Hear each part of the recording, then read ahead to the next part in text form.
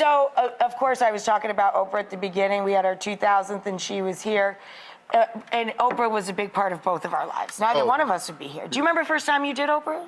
Well, you know, the actual first time I was ever on Oprah was in Amarillo, Texas, the night the verdict came in.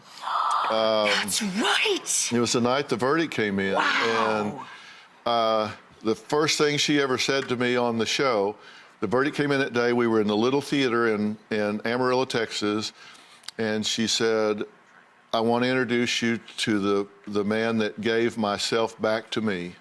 Wow. And that's Dr. Phil McGraw, and he's sitting right here.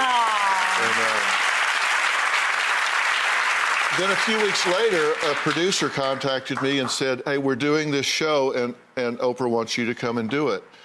And I said, nah, I don't really think I want to do it because I'm going scuba diving. But I've got some names of people you could use.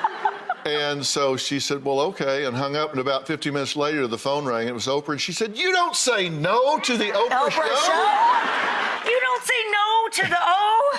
No. Hello. So now, were you really somebody that was poor and homeless? Like, we were talking about entitled children. Doesn't it flip you out?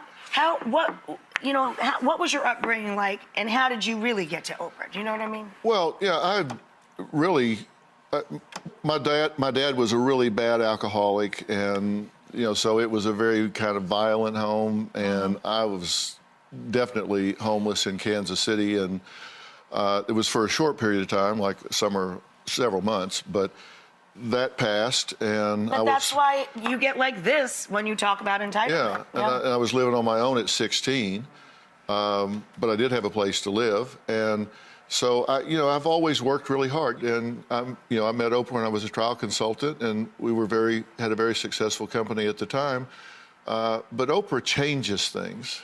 You know, she really does. When the O factor, as I call it, is a big factor, and it does have a ripple effect. And it's circular too. It's closed and complete and lovely, and yet it ripples out.